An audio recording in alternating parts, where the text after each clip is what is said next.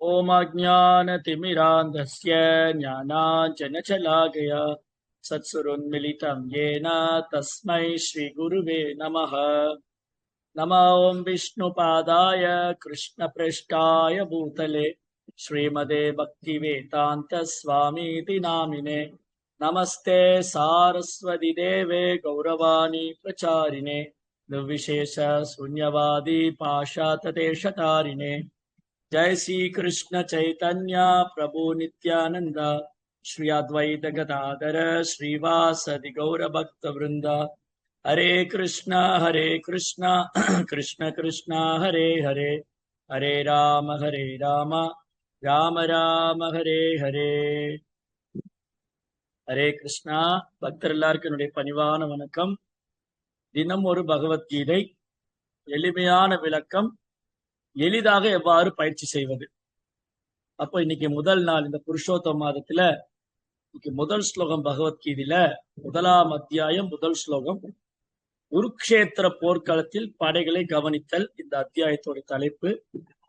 முதல் ஸ்லோகம், திருத்ராஷ்டிரவாச்ச தர்மக்ஷேத்ரே குருக்ஷேத்ரே சமவேதாயுத்சவஹ மாமக பாண்டவஸ்சைவ கிமகுர்வத சஞ்சயா. மொழிபெயர்ப்பு மற்றும் பொருளுரை தெய்வ திரு அபய சரணாரவிந்த பக்திவேதாந்த சுவாமி ஸ்ரீல பிரபுபாத். ஜெய் ஸ்ரீல பிரபுபாத் ஜெய். திருதராஷ்டிரர் கூறினார், ஓ சஞ்சயனே, போர் புரியும் விருப்பத்துடன் தர்மக்ஷேத்திரமான குருக்ஷேத்திரத்தில் ஒன்று கூடிய எனது மகன்களும் பாண்டுவின் மகன்களும் என்ன செய்தனர்? இப்போ திருதராஷ்டிரர் அவருடைய காரிய தரிசியான சஞ்சயன்ட்ட ஒரு கேள்வி கேட்கிறார். திருதராஷ்டிரர் யாரு? அவர் குரு வம்சத்துல வந்தவர். இப்ப இந்த ஸ்லோகம் என்ன சொல்லுது? குருக்ஷேத்திரம் சொல்லுது. அப்போ குரு வம்சம், குருக்ஷேத்திரம், குரு வம்சத்தில் சிறந்தவனே, குருக்களில் சிறந்தவனே. அர்ஜுனனை பார்த்து கிருஷ்ணர் சொல்ற, பரத குல தோன்றலே, குரு வம்சத்தில் சிறந்தவரே. அப்போ இந்த குருக்ஷேத்திரங்கிற தாமம் ரொம்ப சிறப்பு வாய்ந்த ஒரு இடம். பாரத பூமியில நிறைய புனித ஸ்தலங்கள் இருக்கு. அந்த புனித ஸ்தலத்திலேயே ரொம்ப அற்புதமான ஒரு கஷேத்திரம் குருக்ஷேத்திரம். அத தர்மக்ஷேத்திரம் சொல்லி திருதராஷ்டிரர் என்ன சொல்றார் சஞ்சயன் கிட்ட? தர்மக்ஷேத்ரே குருக்ஷேத்ரே, தர்மக்ஷேத்திரமான குருக்ஷேத்திரத்துல. அப்ப குருக்ஷேத்திரங்கிற இடம் தர்மமே உருவான இடம். தர்மம்னா என்னது? தாரேது இது தர்மக, ஒரு விஷயத்தை தாங்கி பிடித்திருப்பது, உறுதியாக பின்பற்றுவது. சோ தர்மம் யார்கிட்ட வந்தது? பகவான் இருந்தே தோன்றி. தர்மம் து சாக்ஷாத் பகவத் பிரணீதம். தர்மம் பகவான் இருந்தே தோன்றியது. இப்போ இந்த திருதராஷ்டிரர் இருக்கார் இல்லையா, அவருக்கு கண் பார்வை கிடையாது. அவர் பிறவிலிருந்தே குருடனாக பிறந்தவர். அவருடைய சகோதரர் பாண்டு. திருதராஷ்டிரருக்கும் ஒரு அழகான மனைவி காந்தாரி. இந்த காந்தாரி என்பவள் பதிவிரதை, தபஸ்வினி. காந்தாரிக்கு இன்னொரு பேர் தபஸ்வினி. காந்தாரிச்ச தபஸ்வினி, கடுமையான தபம் செய்தவள். அப்படி காந்தாரி என்ன கடுமையான தபம் செய்தால்? தன் கணவனுக்கு கண் பார்வை இல்லை என்று சொல்லி தன் கண்களை கட்டி கொண்டு வாழ்ந்தாள். அப்ப பாருங்க, காந்தாரிக்கு எவ்வளவு சக்தின்னு சொன்னா, அந்த கண்ணை கட்டி வாழ்ந்தால் ஒரு நாள் அது கண் கட்டை அவிழ்த்தாள். எப்ப கண் கட்டை அவிழ்த்தாள்? ஒரு முறை தன் மகன் துரியோதனை தன்னை காண வர சொல்ற. காந்தாரி சொன்னா, துரியோதனா, நீ என்ன பார்க்க வரணும். அதிகாலையில பிரம்ம முகூர்த்த வேலையில குளிச்சுட்டு ட்ரெஸ்ஸே இல்லாம வான், ஆடையே அணியாமல் வான். அப்போ துரியோதனன் ஆடை ஒன்றும் அணியாமல் குளித்து விட்டு வெறும் மேனியாக, திறந்த மேனியாக தன்னுடைய தாயை சந்திக்க செல்கிறார். வழியில் கிருஷ்ணர் வந்து விட்டார். அச்சிச்சி துரியோதனா, சேச்சே என்னது அங்கே இப்படியா, எங்க போற நீ? இல்லையா, நம்ம ட்ரெஸ் இல்லாம யாரா பார்த்தா என்ன பண்ணுவோம்? கண்ணை மூடிக்குவோம். சீச்சி என்னது இப்படி இருக்கீங்க, ஒரு துண்டாவது கட்டிட்டு வர வேண்டாமா? அப்போ துரியோதனை பார்த்தோன்னே கிருஷ்ணர், என்னடா துரியோதனா, அட ஒரு துண்டாவது கட்டிட்டு வர வேண்டாமா? நீ எங்க போற இப்படி? நான் அம்மா அப்பாக்கு இப்படியா போவாங்க? ஒரு துண்டாவது கட்டிட்டு போக வேண்டாமா? துரியோதனும் இடுப்புல ஒரு துண்டை கட்டி கொண்டார். பின்பு நேராக காந்தாரியினுடைய அந்தப்புறத்துக்கு செல்கிறார். தன் மகன் வந்துவிட்டான் என்ற ஆனந்தத்தில் காந்தாரி தன் கண் கட்டை அவிழ்த்தாள். அவள் கண்ணை திறந்த உடனே துரியோதனை பாக்குறாங்க. துரியோதனின் சரீரம் வஜ்ரம் போல ஆயிடுச்சு, இரும்பு மாதிரி. அப்பதான் காந்தாரி பார்த்தாங்க, இடுப்பு கீழே ஒரு துணியை கட்டிட்டு வந்திருக்க. அடே முட்டாள் துரியோதனா, ஏன் இந்த முட்டாள்தனமான காரியத்தை செய்தாய்? யார் உன்னை செய்ய சொன்னா? நான் உன்னை ட்ரெஸ்ஸே போடாம தானே வர சொன்னேன், ஆடை இல்லாம வர சொன்னேன் இல்லையா? அம்மா நான் அப்படிதான் வந்தேன், வர வழியில கிருஷ்ணரை பார்த்துட்டேன். நான் வந்து ட்ரெஸ் போடாம தான் வந்தேன், வர வழியில கிருஷ்ணரை பார்த்துட்டேன், என்ன செய்யறது? கிருஷ்ணர் தான் சொன்னாரு, அம்மாவை பார்க்க போறோம், ட்ரெஸ் இல்லாம எப்போ ஒரு துண்டாவது எடிட்டு போக வேண்டாமா? அவ்வளவுதான். கடைசியில என்ன ஆச்சு? பகவான் ஆபத் பாண்டவன், அநாத ரட்சகன், அகிலாண்ட கோடி பிரம்மாண்ட நாயகன், ஜனார்தனன், ஜெகநாதன், வாசுதேவன் என்ன பண்ணாரு? தன் பக்தன் தோல்கிறத விடவே மாட்டார். தன் பக்தன் தோத்து போறத பகவான் அனுமதிக்கவே மாட்டார். அப்போ பிற்காலத்துல பீமனுக்கும் துரியோதனுக்கும் கடும் யுத்தம் நடக்கும். ஏற்கனவே பீமன் சபதம் செய்திருக்கிறார், துரியோதனின் தொடையை நான் பிளப்பேன். என்ன சொன்னா துரியோதனன்? அந்த உண்மை இல்லாத சபை, அசத் சபை, அந்த குருக்ஷேத்திரத்துல அஸ்தினாபுரத்து சபை வந்து திருதராஷ்டிரனுடைய அரண்மனையில அங்க உண்மையே இல்ல, அசத் சபா. அசத் சபானா உண்மையற்ற ஒரு சபை.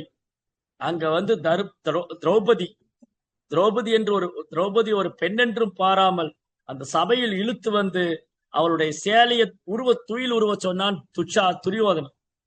அப்புறம் சொல்றா துரியோதனன், அவளை என் தொடையில் அமர்த்தினான். தொடைய தட்டான் துரியோதனன், தன் தொடையை தட்டி அவளை கொண்டு வந்து என் தொடையில் அமர்த்தினான். அப்ப பீமன் சபதம் எடுக்கிறார், அடே துரியோதனா, என் மனைவியாட உன் தொடையில உட்கார சொல்றேன், உன் தொடை இறந்தா பிளப்பேன். அன்று சபதம். அப்போ ஒரு பக்தன் சொல்லிட்டாரு, பகவான் அதை நடத்தாம விட மாட்டார். கௌந்தேய பிரதிஜானேகி நமே பக்த பிரணஷதி. அர்ஜுனா, என் பக்தன் வீண் போக நான் விட மாட்டேன், என் பக்தனுடைய வார்த்தைய நான் பொய்யாக்க மாட்டேன். சோ கிருஷ்ணா என்ன பண்ணாரு? துரியோதனன் பீமன் சபதம் போட்டிருக்கா, நான் துரியோதன தொடைய பிழப்பேன். இப்போ காந்தாரி தன் கண் கட்டை அவிழ்த்த உடனே துரியோதனின் சரீரம் வந்து இரும்பு வஜ்ரம் மாதிரி ஆயிடுச்சு, தொடைப்பாக மட்டும் சதை பிண்டமா இருக்கு. அப்படிதான் இருந்து. அதனாலதான் துரியோதனை வந்து பீமனுடைய பீமன் வந்து துரியோதனுடைய தொடைய பிழந்தார் அந்த யுத்தத்துல, மகாபாரத யுத்தத்துல. சரி, இது ஒரு பக்கம் இருக்கு. அப்ப என்ன நடந்தது? இந்த மகாபாரத யுத்தம் தவிர்க்க முடியாத ஒன்று என்று ஆகிவிட்டு. மகாபாரதம் என்றால் 5வது வேதம். மொத்தம் 4 வேதம், ரிக், யஜுர், சாம, அதர்வா. மகாபாரதம் 5வது வேதம்.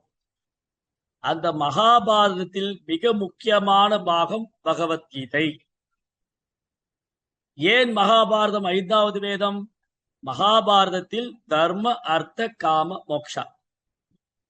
என்னுடைய தர்மம் என்ன? நான் பிராமணனா, சத்திரியனா, வைசியனா, சூத்திரனா, பிரம்மச்சாரியா, கிரகஸ்தனா, வனரப்பிரஸ்தனா, சன்னியாசியா, நான் என்ன செய்ய வேண்டும்? என் தர்மம் என்ன? ராஜ தர்மம் என்ன? குல தர்மம் என்ன? ஸ்திரீ தர்மம் என்ன? பெற்றோருடைய தர்மம் என்ன? பிரஜைகளுடைய தர்மம் என்ன? குருவுடைய தர்மம் என்ன? எல்லா தர்மமும் கற்பிக்கப்பட்டிருக்கு மகாபாரதம். அதுக்கப்புறம் ஒருத்தர் பொருளாதார முன்னேற்றம் எப்படி அடைய வேண்டும், தர்மத்தின்படி பொருளாதார முன்னேற்றம் எப்படி அடைய வேண்டும், அப்புறம் தன்னுடைய பௌதிக ஆசைகளை எவ்வாறு அவன் பூர்த்தி செய்து கொள்வது, இறுதியில் மோட்சம், தர்ம, அர்த்த, காம, மோக்ஷம். இதெல்லாம் மகாபாரதத்துல சொல்லியிருக்கு. அப்ப இங்க திருதராஷ்டிரன் தனது காரியதரிசியான சஞ்சயன்ட்ட கேட்கிறாரு, திருதராஷ்டிரன் அமர்ந்திருப்பது அஸ்தினாபுரம், நியூ டெல்லி. இப்ப இருக்கிற நியூ டெல்லி இருக்கு இல்லையா, இந்தியாவுடைய கேபிட்டல், அதுதான் அஸ்தினாபுரம். குருக்ஷேத்திரம் அங்கிருந்து ஒரு 150 கிலோமீட்டர் போகணும். அப்ப குருக்ஷேத்திரங்கிற இடத்துல யுத்தம் நடக்க போகுது.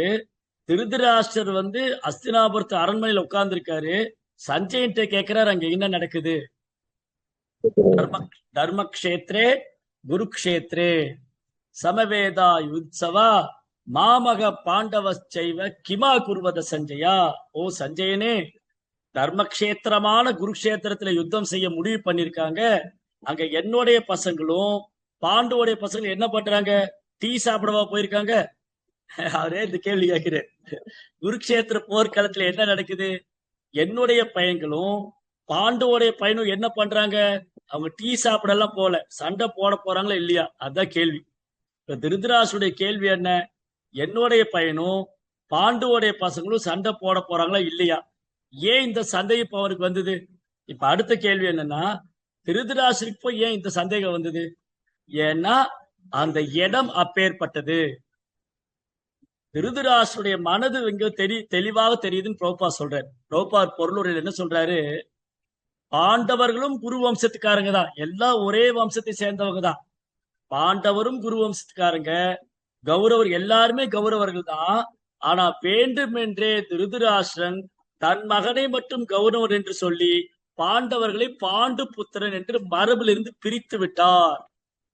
இதிலிருந்து திருதராசுடைய சுயநலம், அவனுடைய ஆணவம், அவனுடைய செருக்கு எல்லாம் தெரியும். மாறாக இன்னொரு விஷயம் என்னன்னா, திருதராஷ்டிரன் என்றால் ராஜ்யத்தை பறித்து கொள்ள ஆசைப்படுபவன். திருதராஷ்டிரன் என்ற வார்த்தையுடைய பொருள் ராஜ்யத்தை பறித்து கொள்ளும் ஆசைப்படுவோம். நான் ராஜாவா இருக்கணும், எனக்கு அப்புறம் என் பையன் ராஜாவா இருக்கணும், அவனுக்கு அப்புறம் அவன் பையன் ராஜாவா இருக்கணும். இதுதான் சுயநலம். அந்த சுயநலமே உருவான திருதராஷ்டிரன் தனக்கு பிறகு தன் மகன் துரியோதனே அரியாசனத்தில் அமர வேண்டும், பாண்டுவோடைய பையன் அமரக்கூடாது, யுதிஷ்டர் அரியாசத்துக்கு வரக்கூடாது என்பதுல ரொம்ப பிடிவாதமா இருக்கு. அதே மாதிரிதான் துரியோதனும் அந்த ராஜ்யத்தை எப்படியாவது தந்தைக்கு அப்புறம் தான் தக்க வைத்துக் கொள்ள வேண்டும். அதனால இந்த மகாபாரத யுத்தம் தவிர்க்க முடியாத ஒன்று என்று ஆகிவிட்டது. அது குருக்ஷேத்திரம் என்ற இடத்தில் தேர்வு செய்யப்பட்டது. அந்த குருக்ஷேத்திரத்துடைய மகாத்மியம் பல்வேறு புராணங்கள்ல இதிகாசங்கள்ல பறைசாற்றப்பட்டது. குரு என்ற மன்னர், குரு வம்சம் சொல்ற இல்லையா, குரு வம்சம் எப்படி பேர் வந்தது? குரு என்ற பெரும் ராஜரிஷி, அவர் ஆகச்சிறந்த ஒரு ராஜரிஷி, பகவான் விஷ்ணுடைய பக்தர். அவர் என்ன பண்ணாரா, நிலத்தை தங்க கலப்பையால் உழுதார். நிலத்தை தங்க கலப்பையால் உழுது அவ்வாறு உழும் பொழுது அந்த நிலத்துல தங்க கலப்பை ஸ்ட்ரக் ஆகுது. நிற்கும் போது என்ன பண்ணுவாரா, நிறைய தானம் பண்ணுவார். பல்வேறு தானியங்கள் ஆபரணங்கள்லாம் பொதுமக்களுக்கு தானம் கொடுத்து ஆகச்சிறந்த ஒரு மன்னன், ராஜரிஷி. அவர் பகவான்கிட்ட பிரார்த்தனை பண்றார். ஓ பகவானே, இந்த ஸ்தலம் என்னுடைய ராஜ்யம், இது ரொம்ப புனித ஸ்தலமா மாறணும். நான் இந்த உடலை விட்ட உடனே என் உடல் இந்த பூமியாக, இந்த குருக்ஷேத்திரம் ஒரு புனித ஸ்தலமாக மாற வேண்டும். யார் இங்க இந்த இடத்துக்கு வந்தாலும் அவங்க எல்லா விதமான பாவத்திலிருந்து விடுபட வேண்டும், அவங்க உங்க மேல தூய அன்பு அடையணும் அப்படின்னு சொல்லி அந்த குரு என்ற மன்னன் பகவான் விஷ்ணுவிட்ட பிரார்த்தனை செய்யறார். பகவானும் அப்படியே ஆகட்டும் குரு, உன் சரீரமே கஷேத்திரமாக மாற, இந்த கஷேத்திரத்துக்கு யார் வந்தாலும் அவங்க எல்லா பாவத்திலிருந்து விடுபடுவாங்க, அவங்க ரொம்ப புண்ணியம் செய்த ஆத்மாக்களாக மேலுலகத்தை அடைவாங்க. இது இன்று முதல் இந்த தர்ம கஷேத்திரமாக திகழும். மிக மிக தர்மவானாகிய அந்த குரு அந்த உடலை விட்டதுனால அந்த இடத்துக்கு அவருடைய திருநாமத்தினாலே குருக்ஷேத்திரம் என்று அழைக்கப்பட்டது. அப்போ அந்த இடம் தர்மத்துக்கு உண்டான இடம். அப்ப அந்த தர்ம கஷேத்திரமான குருக்ஷேத்திரம், அந்த இடம் ரொம்ப புனித ஸ்தலமா இருந்ததுனால அங்க போய் என்ன காரியம் செய்தாலும் பன்மடங்கு ஆன்மீக முன்னேற்றம் கிடைக்கும். அதனால குருக்ஷேத்திரம்ங்கிற புனித ஸ்தலம் வாழ்க்கையில ஒரு முறையாவது நம்ம போய் தரிசனம் பண்ணணும். அங்க பீஷ்மர் அம்பு படுக்கையில படுத்த இடம், பகவான் பகவத்கீதை சொன்ன இடம், இதெல்லாம் இன்னைக்கு போனால் பார்க்கலாம். 5000 வருஷத்துக்கு முன்னாடி நடந்தது. இன்னைக்கு போனால் பார்க்கலாம். அந்த பீஷ்மர் அம்பு படுக்கையில படுத்திருந்த இடம், பகவான் பகவத்கீதை சொன்ன இடம், இதெல்லாம் இன்னைக்கு போனால் பார்க்கலாம். 360 தீர்த்தங்கள் இருக்கு அங்க குருக்ஷேத்திரம். 360 புனித தீர்த்தங்கள். ரொம்ப அற்புதமான ஸ்தலம். அப்பேற்பட்ட ஒரு ஸ்தலத்தை தேர்ந்தெடுத்திருக்கிறாங்களே, ஒருவேளை என் பையன் மனசு மாறி போச்சோ. ஏன்னா புனித ஸ்தலத்துக்கு போனா அந்த இடத்துடைய தாக்கத்தினால நாம் புனிதம் அடைவோம். அப்ப என்னுடைய மகன் துரியோதனன் அவன் எனக்கு அப்புறம் அரியாசனத்துல உட்காரணும். அவன் குருக்ஷேத்திரத்துல போய் சண்டை போட போனதுனால அந்த புனித ஸ்தலத்தினால அவன் மனசு மாறி போய் சமாதானம் ஆயிட்டானா, சண்டை வேண்டான்னு முடிவு பண்ணிட்டானா அப்படிங்கிற ஒரு சந்தேகம் திருதராஷ்டிரனுக்கு இருந்தது. அதனாலதான் கேட்கிறாரு, தர்மக்ஷேத்திரமான குருக்ஷேத்திரம், தர்மக்ஷேத்திரே குருக்ஷேத்திரே சமவேதா யுத்சவா, அங்க சண்டை போட முடிவு பண்ணிருக்காங்க. மாமகா என்னுடைய பையன், பாண்டவா பாண்டுவோடைய பசங்க என்ன பண்ண போறாங்க, சண்டை போட போறாங்களா இல்லையா? அப்போ சஞ்சயன் வியாசருடைய சீடர். அவர் என்ன பண்றாரு, அஸ்தினாபுரத்துல உட்காந்துக்கிட்டு குருக்ஷேத்திரத்துல என்ன நடக்குதுங்கிற சொல்றாரு. என்ன பண்ணாரு, சோ சஞ்சயன் என்ன பண்ணாரு, அஸ்தினாபுரத்துல உட்காந்துட்டு குருக்ஷேத்திரத்துல என்ன நடக்குதுங்கிற சொல்றாரு. இப்ப இன்னைக்கு பாத்தீங்கன்னா எங்கேயோ கிரிக்கெட் மேட்ச் நடக்குது. அது ஆஸ்திரேலியால இல்ல ஐரோப்பால இல்ல இங்கிலாந்துல எங்கேயோ நடக்குது. அதை நம்ம வீட்டுல உட்காந்து மொபைல்ல பாக்கல. அப்போ இன்னைக்கு விஞ்ஞான முன்னேற்றம் அதிகமா இருக்கிறது, வீட்டுல உட்கார்ந்த இடத்துல எங்கேயோ நடக்கிற மேட்ச் பாக்குறோம். ஆனா 5000 ஆண்டுக்கு முன்பாக குருவுடைய கருணையால எந்த விதமான பௌதிகமான எந்திரம் இல்லாம, சேட்டலைட் கிடையாது, செல்போன் கிடையாது, டிவி கிடையாது, அப்புறம் வேற என்னது, வேற எந்த விதமான நவீன நாகரிகமான கருவியும் கிடையாது. வீட்டுல உட்கார்ந்துகிட்டே, அதாவது குருக்ஷேத்திரமான ஹஸ்தினாபுரத்துல உட்கார்ந்து அரண்மனையில உட்கார்ந்துட்டு குருக்ஷேத்திரத்துல என்ன நடக்குதுங்கிறத சஞ்சயன் சொல்றாரு. அப்ப ஆன்மீக சக்தி, ஆன்மீக குரு எவ்வளவு சக்தி வாய்ந்தவர், தன் சீடனை எங்கேயோ ஒரு இடத்துல உட்கார்ந்துட்டு எங்கேயோ ஒரு இடத்துல நடக்கிற விஷயத்தை காமிச்சு கொடுக்குறாரு. அதான் ஸ்பிரிச்சுவல் பவர், ஆன்மீக சக்தி, ஸ்பிரிச்சுவல் பொட்டன்சி, ஆன்மீக சக்தி. அதாவது ஆன்மீக குரு ரொம்ப சக்தி வாய்ந்தவர். அவரால் குருடனை பார்க்க வைக்க முடியும், படவனை நடக்க வைக்க முடியும். சரி, இப்ப இங்க விஷயம் என்ன, இப்ப என்ன கத்துக்கிட்டோம் அப்படின்னா, இன்றைய வகுப்புல முதல் விஷயம் திருதராஷ்டிரர் போன்ற ஒரு பொறாமை குணம், சுயநலம், கர்வம் இருக்கக்கூடாது. எப்படி ஒரு மனிதன் வாழக்கூடாது என்பதற்கு திருதராஷ்டிரர் உதாரணம். எப்படி ஒரு மனிதன் வாழ வேண்டும் என்பதற்கு யார் உதாரணம்? சஞ்சயன் உதாரணம். குருவோடைய கருணையால அரண்மனையில உட்கார்ந்துட்டு எங்கேயோ நடக்கிற விஷயத்த சொல்றாரு. இப்போ கிரிக்கெட் மேட்ச் நடக்கும். கிரிக்கெட் மேட்ச் நடக்கும்போது, இப்ப இந்தியாவில கிரிக்கெட் மேட்ச் நடந்துன்னு வச்சுக்கோங்களேன், இந்தியர்கள் சீக்கிரமா ஜெயிச்சிருவாங்க. ஏன்னா அங்க சப்போர்ட் அதிகமா இருக்கு. இப்போ ஆஸ்திரேலியா வீரர்கள் இந்தியாவுக்கு கிரிக்கெட் விளையாட வந்தாங்க.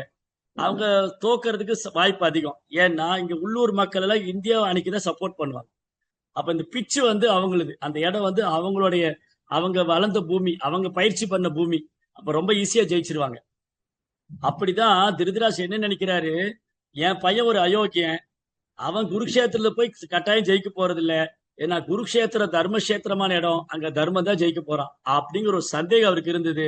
அதை தீர்த்துக்கிறதுக்காக கேட்கிறார். ஒருவேளை பையன் மனசு மாறிட்டானோ, யுத்தம் வேணான்னு சொல்லிட்டானோ அப்படின்னு சொல்லி கேட்கிறாரு.